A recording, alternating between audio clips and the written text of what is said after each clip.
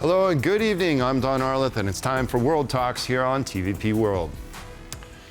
1 in 4 Poles now say that Poland should leave the European Union, according to a new multi-country survey marking a sharp drop in support for EU membership. Just 3 years ago, 92% backed staying in the bloc. Today, that figure has fallen to 69%. Analysts warn that the shift could reshape Poland's political landscape and fuel debates over sovereignty, security, and Europe's future. And now joining me to discuss this trend away from the EU is Spasimir Domaradzki, assistant professor at the Institute of Central Europe at Warsaw University. Hello, sir, and thank you so much for joining us on World Talks. Good evening. Now, why do more Poles now want to leave the EU? Why are we seeing this trend?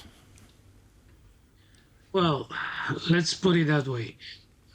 We are talking about a survey conducted by a French company within 8 European countries on a same methodology, which apparently targeted a group that gives these results.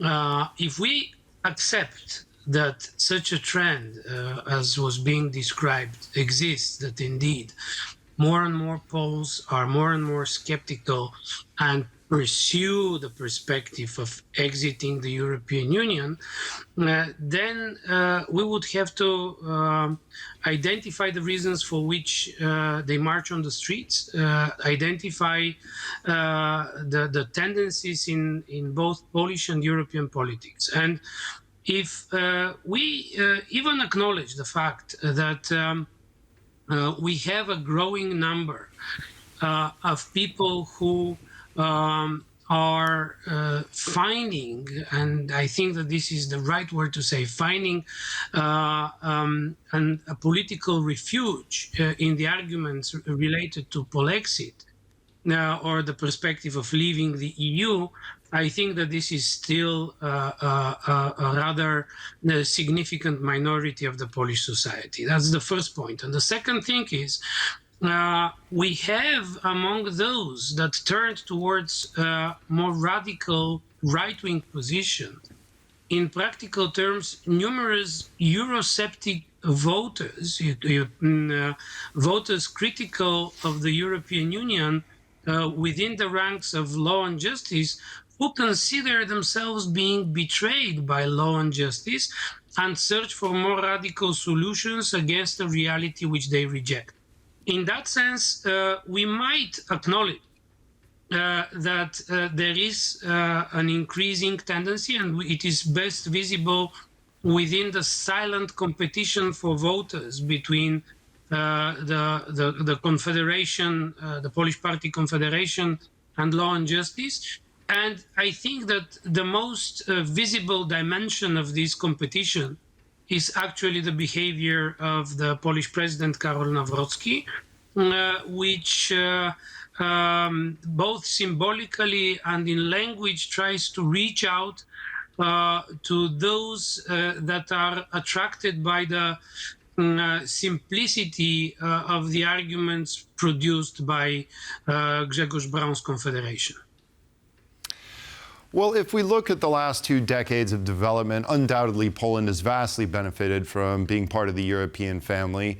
How could one argue that it would be better to leave the EU? What is driving this notion, if you will? This is an excellent point, and this is why also you could sense my skepticism towards the results of this survey. In particular, because in Poland you can hardly find reasons that would justify criticism related to the process of European integration. If there is any weakness in the discussions about the Polish membership in the EU, it is probably that too much attention was being paid to the most simple dimension, which is the tangible material support that allowed us to profoundly change the daily reality of Poles. However, the European Union is much more than just these material transfers, financial transfers that allowed us to boost our economy. It is a group of like-minded countries sharing same principles, pursuing same interests, and actually creating a formula that determines their position that it inflates their position incomparably in comparison to their activity in the international relations as separate players. We can see that currently there are several dimensions in which the European Union is facing hurdles, and to a huge extent it is in the hands of European decision makers to come out from that. We just recently heard that the owner of Tesla is claiming that EU should be dissolved. We hear Russia trying to blame the European Union and presenting it as the only party in the world that is willing to continue the war. We see internal challenges related to the inability to make steps back from wrong policies, which accumulate internal frustration, and these are all challenges that the European Union needs to look straight in the eyes. On the other hand, there is, as I said, very difficult to identify the reasons what logically can be used as an argument for Poland to leave the EU, because any of the alternative scenarios is going to position Poland simply in a worse position than it is now. Yeah, yes, indeed. We've also been seeing a significant wave of anti-EU rhetoric from the MAGA camp, as you've mentioned, especially now following Europe's mixed reactions towards the new U.S. security strategy. Do you think that this could be influencing some polls, especially those with pro-Trump political views? Well, I would argue that there is a certain dilemma stemming from the fact that on one hand, we in Poland invested all our security perspective on the United States.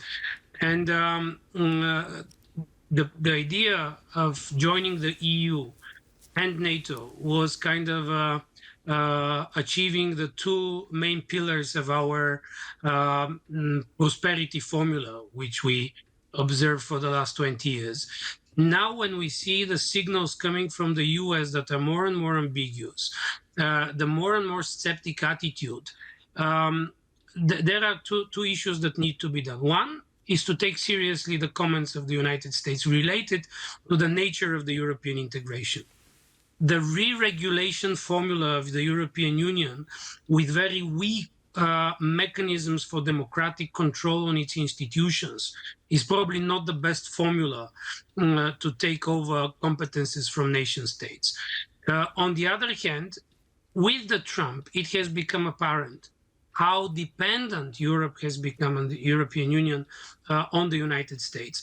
And this is the second thing that the European leaders need to take seriously. Only a stronger position of the European Union, supported by sound arguments and clear positions, and the ability to play a more active role in international relations, can turn the European Union as an attractive, to increase its attractiveness for the United States. If we look at Brexit, because this is the only other example we can really give, it was the biggest economic disaster for the UK. I think we can agree on that. According to figures from Stanford University, estimates suggest that by 2025, Brexit had reduced UK GDP by 6 to 8%. Investment was reduced by 12 to 18%.